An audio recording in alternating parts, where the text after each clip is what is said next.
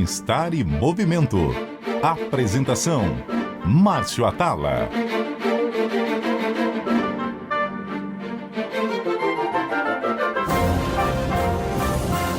Olá, ouvintes da CBN, o Bem-Estar de hoje está no ar e vai falar sobre um assunto muito importante: a longevidade ativa, o envelhecimento com qualidade. Para isso, eu tenho o prazer de receber o Dr. João Nogueira, que é geriatra e, olha, tem grandes programas de saúde populacional. A gente vai bater um papo aqui, mas mais do que isso, a gente vai querer dar dicas importantes para um bom envelhecimento. Dr. João, muito obrigado por ter aceito o convite. Obrigado, Márcio. É uma alegria estar aqui com vocês. E um oi aí para todos os ouvintes. Primeira pergunta: com quantos anos eu devo procurar um geriatra? Essa é a pergunta que geralmente mais me fazem, tá? Se você pensar do ponto de vista acadêmico, né, ou mais científico, a partir dos 60, 65 anos. Mas eu tive um professor que sempre comentava que o momento correto é aquele momento que você está percebendo que alguma coisa está mudando na sua vida e que você quer envelhecer com saúde. Então, esse pode ser o estalo, e independente da faixa etária, do momento de vida. Pode ser com 30, 35, 40, que você olhou e falou: puxa, isso aqui eu quero trazer para minha agenda e eu quero trabalhar de forma mais ativa do que reativa. Eu quero planejar, eu quero escolher, eu quero envelhecer com saúde. Aí está na hora. Agora, a gente teve uma grande evolução nos últimos anos e uma mudança de comportamento muito grande dessa geração que passou dos 60 anos. Então, se eu pegar, por exemplo, a geração do meu avô, é uma geração que tinha uma expectativa de vida menor, que aposentava antes, né? Hoje é diferente. Hoje você vê as pessoas se aposentando mais tarde, tem aquela frase, né? A pessoa hoje de 60 anos equivale a uma pessoa que tinha 40 anos antigamente. Então você tem uma mudança grande de comportamento das pessoas querendo viver mais. Porém, tem um dado de uma grande consultoria dizendo que, apesar de nos últimos 40 anos a gente ter adicionado muitos anos à nossa vida, os anos de qualidade não melhoraram. O que está acontecendo com essa geração que está vivendo mais, mas não está aproveitando esses anos com uma qualidade de vida melhor? Adicionais de vida, né? Pois essa é uma boa pergunta aqui para a gente pensar um pouco. De fato, o fenômeno do aumento da expectativa de vida, do aumento da longevidade, em especial para nós brasileiros, é algo relativamente recente. Foi nos últimos 30, 40 anos que a gente praticamente dobrou a nossa expectativa de vida. Mas essa expectativa esse aumento da expectativa de vida, infelizmente, ainda é acompanhado de uma divergência muito grande quando você coloca outras variáveis, né? Por exemplo, quando você está no Morumbi, você pode ter uma expectativa de vida de 70, 80 anos, quando você compara com o indivíduo quando ele nasce hoje. E a metros dali em Paraisópolis, isso aí não vai bater 45, 50 anos muitas vezes. Tá? Agora, Márcio, tem uma questão que quando esses anos a mais que a gente está adicionando aqui na nossa longevidade, a gente precisa encará-los e ter uma conduta, uma postura mais ativa. A gente precisa chegar mais preparado, melhor preparado para esses últimos anos. O Alexandre Kalash fala muito do conceito do envelhecimento ativo. E é de fato isso, né? A gente, enquanto ser humano, foi feito para ficar em movimento. Então, a gente tem que estar em movimento com a atividade física, em movimento com a saúde mental, em movimento com a saúde espiritual, familiar, com seus hobbies e com o trabalho também. Porque muitas vezes você tem ali o momento da aposentadoria, mas você ainda tem vários anos para frente. Talvez você não precise trabalhar com tanta intensidade, tantas horas, mas você pode fazer, muitas vezes, até um trabalho voluntário para ocupar o seu tempo, mas mais do que isso, ocupar com propósito, ocupar com criação de vínculo, porque quando você faz dessa forma, você se sente pertencente e o que você faz pode ajudar a transformar a vida das outras pessoas também. Então, é muito importante ter esse olhar para a gente se preparar para que esses anos adicionais de vida não sejam só mais um número, mas que sejam anos que venham com qualidade, com independência e com autonomia. Tá. Você tocou em alguns pontos, e aí eu quero fatiar agora e a gente ir um pouco mais a fundo em cada um deles, né?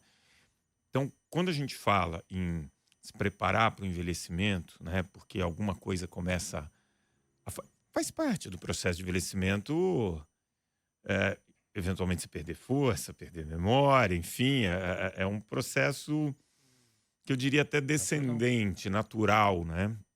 E aí, obviamente, se as pessoas estão vivendo mais, elas querem viver mais tempo com a palavra que você falou: autonomia e independência. Vamos lá. Há 3 anos eu abri o Congresso Paulista de Geriatria, justamente para falar e debater um estudo mostrando a relação entre manutenção de massa muscular, expectativa de vida e cognição. Uhum. Manter massa muscular, se manter fisicamente ativo, é fundamental para o envelhecimento saudável? É fundamental. É fundamental. Quero até dar um passinho atrás aqui para falar um pouquinho dos conceitos de independência e autonomia, Uhum, né?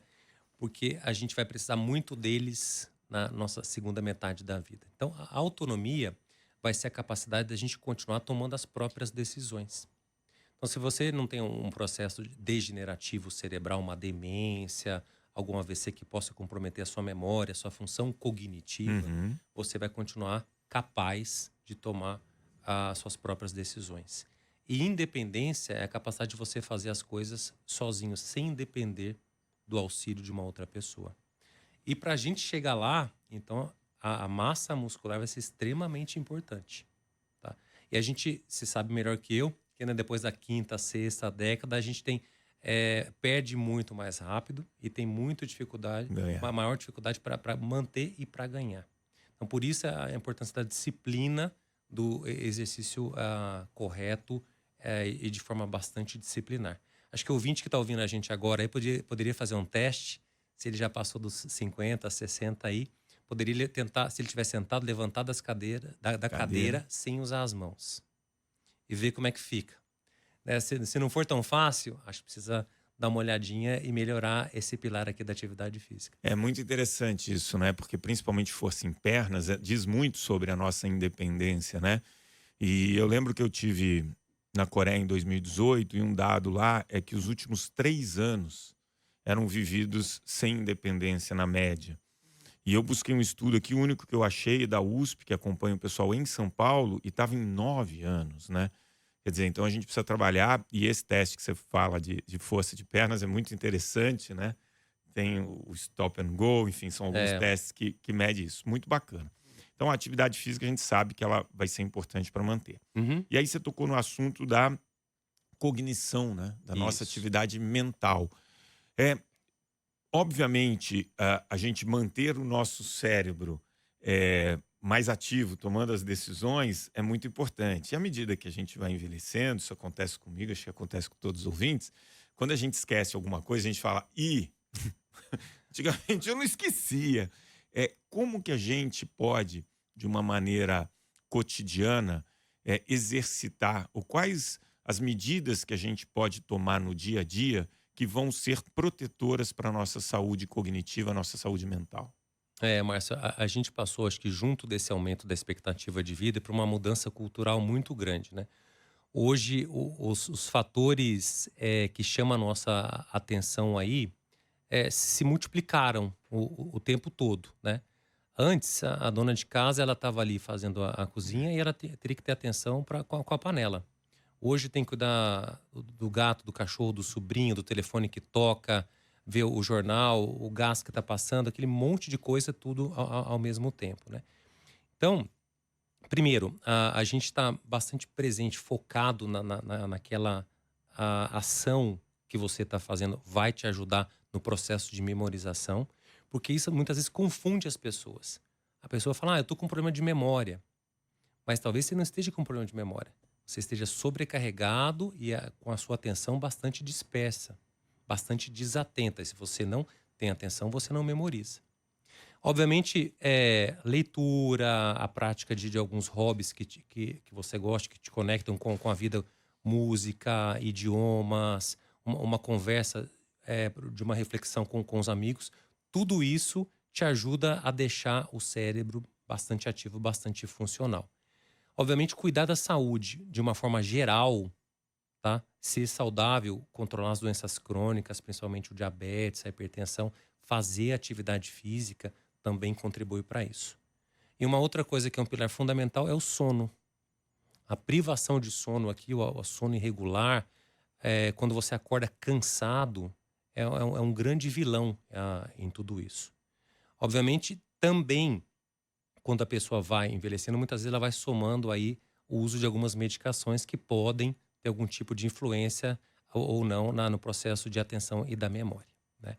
Mas vale reforçar que alterações pequenas de memória, esquecer o nome, uma coisa ou outra, elas não são patológicas, não são consideradas doença, tá? Doença é quando a alteração de memória fica presente e ela de fato atrapalha a sua rotina. Aí é necessário você procurar um médico, entender de fato o que está acontecendo, que pode ter N causas, tá? A demência, e a principal delas, o Alzheimer, também pode ser uma das causas, mas podem ter outras que o médico vai saber investigar um pouco melhor. Você tocou em um ponto muito interessante, né? Hoje você tem uma demanda muito grande. Eu não vou voltar muito no tempo, mas pegar minha época aí, início de faculdade, eu só tinha as TVs abertas, né? Não existia TV a cabo, não existia celular. Se eu não assistia o jogo na noite anterior, eu tinha que comprar o jornal de manhã ou torcer para na rádio estar falando o resultado. Então você tinha muito mais foco nas coisas que você fazia, porque você tinha muito menos dispersão, né? Sim. Hoje, você com muito... E eu lembro que todo mundo falava, o dia que isso evoluir, a gente vai ter muito mais tempo para as nossas coisas, a gente vai precisar trabalhar menos, vai ser tudo muito mais fácil. Mas, vindo toda essa tecnologia, o que a gente vê é um excesso de informações, a pessoa sendo acessada a qualquer momento, e até por uma questão cultural, se você não dá esse retorno rápido, parece que você não é uma pessoa, enfim, que está Disponível, que tá disponível, dando atenta. atenção, enfim, você é julgado por isso. E aí eu quero conectar isso com um estudo que mostrou que as freiras americanas vivem em média 9 anos mais do que as mulheres americanas. Lógico que a primeira piada que vem, claro, ela não tem marido, então isso faz viver mais. Mas indo mais a fundo nesse estudo, eles falaram sim de uma atividade cognitiva, porque elas têm que ensinar, ler muito. Elas caminhavam muito todos os dias, mas atribuíam muito à rotina. Uhum. Quando você fala de um excesso de informações e ter rotina, como que a gente organiza essa rotina e se realmente a rotina é importante num processo de envelhecimento? A rotina é fundamental para o ser humano, né? Independente da faixa etária, mas ainda mais importante no momento ou na fase de envelhecimento, nas últimas décadas de vida, né? É a partir dela que você começa a se organizar e que você faz as suas escolhas. Porque se você não faz as suas escolhas, você acaba sendo escolhido. E aí você não tem um controle e você vive à mercê das escolhas que vão acontecendo na sua vida. Eu vejo muito, às vezes no consultório, quando o paciente chega lá, que horas é essa medicação? Eu tomo depois do café. Fala, puxa, mas parece que não está fazendo tanto efeito, ou é aquele efeito que deveria fazer, como seria esperado. Mas que hora o senhor acorda? Eu acordo meio-dia.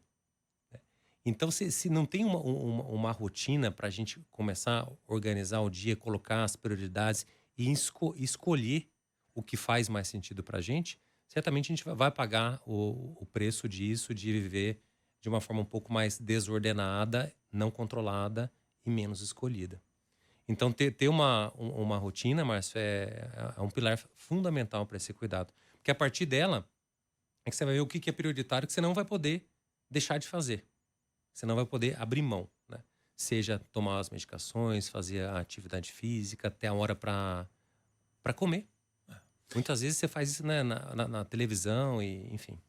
Você falou uma coisa muito interessante. Eu estava lendo um artigo semana passada que falava de algumas coisas que a gente podia fazer para manter o nosso cérebro saudável por mais tempo. E uma dessas atitudes era: faça decisões, faça escolhas. E aí você acabou de falar isso. Você tem tanta oferta hoje e você tem que fazer as suas escolhas para aquilo que é prioritário, para caber no seu dia e criar uma rotina. Exato. Existe alguma dica, alguma técnica que nos ajude a fazer escolhas ou criar rotinas? Bom, tem algumas. Primeiro, acho que você parar para pensar que você precisa ter uma rotina organizada. A necessidade e a importância de uma rotina. Às vezes, eu vejo pessoas mais idosas, quando se aposentam, falam: agora não tem hora para nada. Né? Posso acordar a hora que eu quiser, posso almoçar a hora que eu quiser. E aí você vê que a vida vai começando a ficar atrapalhada e não funciona muito bem. Então, a primeira coisa é a consciência da importância e da necessidade da rotina. E aí você vai começar a colocar nela as coisas que você não consegue abrir mão e que você vai ter que fazer. Tem alguns boletos que você vai ter que pagar, tem remédios que você vai ter que tomar em horários corretos, tem alguns exames de check-up que você vai ter que acompanhar, que são quase que obrigatórios, vamos dizer assim. E depois você começa a mesclar as outras coisas que trazem sentido, significância e importância para a sua vida. Parece brincadeira você pensar, mas às vezes a gente tem uma rotina tão apertada que se você não marcar lá aquele almoço com seus amigos que você não vê há anos, passa no dia a dia. Agora, se ele tiver incluído na tua rotina, aquele horário está reservado para isso. Então, acho que você vai ter mais facilidade, mais disciplina para fazer. Tá? Eu acho que tem 2 pontos, né? Primeiro, o nosso cérebro gosta de rotina. Então, quando você começou a falar da rotina, eu comecei a pensar na minha, né? Claro que tem algumas coisas hoje, até pela minha idade, pelo meu trabalho aqui na CBN, eu tenho hora para acordar porque eu tenho que entrar na rádio ali. Então isso já baliza o horário que você acorda e tal. Mas a minha rotina do café da manhã é irritantemente igual, né? E aí você vê que você não pensa para fazer. Já vai, e você tem aquela rotina, e aí isso também me faz lembrar de eu conversando com uma neurocientista uma vez, e ela perguntou assim: você pensa e decide, hoje eu vou fazer atividade física, ou ela já está na sua rotina, que você sabe o horário que é? Eu falei: não, já sei. Você já não tem que decidir. O seu cérebro não gosta de ter que decidir o tempo inteiro. Então, você acredita que ter uma rotina é uma maneira do seu cérebro também não ter que decidir o tempo inteiro, porque isso gasta muita energia? Também né? A nossa capacidade de adaptação é muito grande, mas a gente gosta de ir sempre mais para a zona de conforto. Né? Então, o ideal é que a gente sempre coloque alguns desafios ou que mude essa rotina de tempos em tempos. Você pode falar melhor que eu sobre atividade física, você fica sempre naquele mesmo ritmo de treino, os mesmos exercícios, chega uma hora que você empaca um pouco ali, precisa de uma mudança para você retomar o ganho que você tá buscando. Aqui funciona de uma forma parecida. Mas eu queria chamar a atenção também para a questão do tempo presente, da gente tá presente. Que às vezes você fica, enquanto idoso, pensando nas coisas que aconteceram lá atrás, remoendo ou com boas lembranças, muito preocupado como é que vai ser amanhã, mas pouco tempo conectado no presente, nesse momento do agora. Eu gosto de perguntar, que também tive lá um paciente que sempre falava, ele chegava nas consultas, ele vinha a cada 6 meses e falava: você está prestando atenção na água do chuveiro quando cai na sua cabeça? Ou você entra, você está pensando em 1000 coisas, você sai, você nem reparou o que você está fazendo. Então, você parar talvez para começar a pensar um pouco nisso, você tem um outro tipo de prazer, conexão, valorização e percepção da importância da vida. Você comentou esse negócio da adaptação, o exercício físico. Hoje a gente sabe, né, que aquele exercício que tem um estímulo aberto. Então, por exemplo, o tênis. Você vai jogar tênis. Você não sabe como a bola vai quicar, o efeito que o cara vai dar é diferente, por exemplo. Não que a caminhada não seja boa, mas é um estímulo mais repetitivo, que seu corpo se adapta mais. E aí você ouve muito falar, e aí eu queria tirar essa dúvida, e acho que é uma dúvida dos ouvintes: aprender alguma tarefa nova que não tenha nada a ver com aquilo que você normalmente faz. Então, por exemplo, uma pessoa que fala 6 línguas, aprender uma 7ª língua, talvez não seja um grande desafio. mas ela não sabe nada de ritmo. Então, talvez ela fazer uma aula de dança, isso produza ali alguma adaptação no cérebro que tenha mais benefícios. Faz sentido isso? Faz total sentido, né? A gente acaba trabalhando de uma forma muito pequena toda a potencialidade que a gente poderia ter. E você acaba indo aí para um lado onde você tem sente as suas competências fluírem de uma forma um pouco mais fácil. Então, infelizmente, não é todo mundo que consegue ter esse momento que você pode parar para se autodesafiar e fazer coisas diferentes, até sem cobrança. Porque, por exemplo, você quer aprender aí um curso de dança ou uma língua que você nunca teve tempo, você muitas vezes não tem um compromisso de fazer aquilo num intervalo de tempo curto, e você pode fazer aquilo mais pelo desafio de aprender do que com a entrega final onde você vai chegar, né? Mas parar para se autodesafiar e colocar na sua rotina pequenos autodesafios é uma coisa de fato muito importante. E você comentou que é do ser humano sempre buscar a zona de conforto, né? Claro, antigamente a nossa preocupação era qual? Comer e tentar sobreviver, né? Essa é a preocupação do ser humano. Hoje não, mas o nosso cérebro é o mesmo. Então a gente busca a zona de conforto. Como nos desafiar a sair da zona de conforto, chegando ali próximo aos 60, 65, quando muitas vezes a vida está estabilizada? Essa é um ótimo desafio aí, né? Uma ótima pergunta para a gente pensar. Bom, quando você chega aí aos 50, 60, você chegou bem, se planejou e espero que cada vez mais pessoas cheguem nesse momento bem preparados, mas você vai ter um longo caminho pela frente ainda, né? Então, você precisa escolher, de novo aqui a questão da escolha, os desafios que você vai ter. E principalmente o que te conecte com a vida, o que te faça sentido de verdade. Muitas vezes seus filhos já estão criados, já está ali, você já produziu um trabalho, o fruto do seu trabalho, mas você está ali na metade da vida que você pode fazer um monte de outras coisas. Então, pensar em como você pode colocar a sua inteligência, as suas competências, o que você ganhou, acumulou até ali, a serviço de outra pessoa, pode ser uma coisa muito potente. E aí, acho que quanto mais você faz em prol do outro, mais você começa a receber de volta. A gente ainda falava agora há pouco sobre isso, né? Da importância do servir, do fazer pelo outro. Pode ser ajudando, pode ser de forma voluntária, pode ser até trabalhando, dependendo da fase, da necessidade, do contexto da vida, né? Mas é importante colocar isso como um desafio, porque isso vai te vincular e vai te fazer praticar uma outra coisa que é extremamente importante, que é ter o convívio.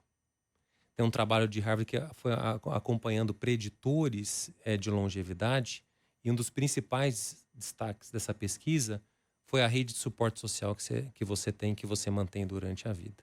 Tá? Então, se você faz isso, você vai estar interagindo com outras pessoas, convivendo, se sentindo importante e fazendo outras pessoas também se sentirem importantes. Vínculos afetivos, seja amigo, familiar, enfim, manter Exato. esses vínculos faz com que as pessoas vivam mais felizes e mais. Melhor.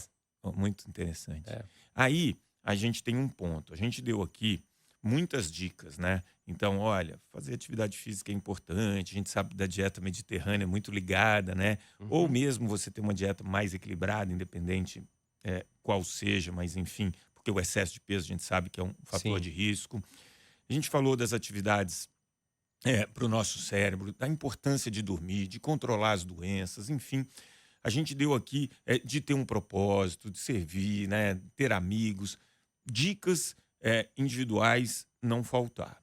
A gente está num momento de eleição. Tem debates, tem sabatinas, e a gente não vê uma política de saúde pública, ainda mais num país pobre como o Brasil, pensando nessa população. O Brasil envelhece. E a previsão é que em 2035 a gente tem uma população acima de 60 anos, menor do que 18 anos. Qual que seria um bom início de uma política de saúde pública? Porque essa conta efetivamente não fecha do jeito que está no Brasil. Já não fecha, né? Já não fecha. A questão da própria previdência, né? A base da previdência seria isso, né? As pessoas mais jovens estão ali contribuindo para que os mais longevos vivam. Agora, essa conta já vai se inverter muito rápido, né? Bom, tem N políticas que a gente poderia implementar a respeito disso. Desde propiciar cidades melhores, ambientes melhores para ter a qualidade de vida e para que seja mais tranquilo para o idoso. Vale desde uma calçada um pouco mais regular até o tempo diferente do farol que abre e fecha para você atravessar uma rua. Mas, principalmente, gerando renda. Por que a gente não pode ter um trabalho aí de uma pessoa com mais 60, 65 anos que acumulou experiência, muitas vezes tem uma condição financeira um pouco melhor, não precisa trabalhar todos os dias, mas tem contribuição, resiliência, aprendizado para poder divulgar e compartilhar com pessoas mais jovens e aumentar a massa produtiva do Brasil. Não estou falando aqui que todo aposentado tem que voltar a trabalhar, mas pode ser uma escolha. Sim. E a questão e o volume de trabalho também precisam ser pensados. Agora, num ambiente mais saudável, para que ele se sinta contribuindo com uma coisa que ele sempre fez, pode interagir com outras pessoas e ainda gerar renda, pode ser um passo super importante aqui. Nesse contexto, obviamente, quando você está inserido numa corporação, você tem um olhar de saúde corporativa te acompanhando de uma forma mais próxima, então pode olhar a cuidar de forma mais preventiva do que reativa à saúde também. E eu falei 2 pilares importantes aqui, geração de renda e saúde, mas aí tem N outras políticas que a gente poderia pensar. Você sabe que teve um estudo que eu usei quando eu fiz a pós em nutrição do Novo México. E era de obesidade infantil. Então eles pegavam aqueles ônibus amarelos que levavam as crianças na escola e paravam a 1 milha da escola. E aí os aposentados, cada aposentado era responsável por uma criança, encontrava essa criança e eles caminhavam 1 milha. Durante o tempo que essa criança ficava na escola, você tinha atividades para essas pessoas aposentadas. Então, o que seria um trabalho para diminuir a obesidade infantil e realmente diminuiu, foi um trabalho que melhorou muito a qualidade de vida das pessoas aposentadas e dos idosos, porque eles se sentiam úteis, eles tinham uma atividade. Então, como você bem disse, não é que todo mundo tenha que trabalhar ou fazer alguma coisa, mas se aquilo faz sentido para a pessoa e ela passa a se sentir útil, eu acredito que isso possa ajudar muito nesse envelhecimento, né? Muito. Tem um exemplo aqui de um trabalho numa comunidade, uma região remota de Manaus, ligada ao SUS, que uma vez eu participei, fiz lá um mutirão e aprendi, que eles colocavam idosos como padrinho da saúde. Então, ele escolhia uma pessoa do relacionamento dele que tinha alguma doença crônica para ser monitorada e esse idoso fazia esse monitoramento. Da forma mais simples, ele tinha uma caderneta de papel e passava lá de vez em quando. Eu tô passando aqui para saber como é que você tá. Não, mas eu vim saber como é que você tá mesmo, tá se sentindo bem? Mas você tá tomando aqui a sua insulina, a sua medicação para o diabetes? E você vai lá no médico fazer consulta, tá na época, você precisa voltar. Então ele tinha lá uma carteirinha de 5, 6 pacientes que ele tinha que cuidar. Ele fazia isso, para ele era uma diversão visitar as pessoas. E com isso, a gente sabe como é que essa conta aí do crônico não fecha, né? Você tem um diabetes controlado ali, quanto pode economizar para a sociedade como um todo? É muito interessante. Olha, João, agora a gente tem o último quadro aqui do programa. 3 dicas para levar para casa.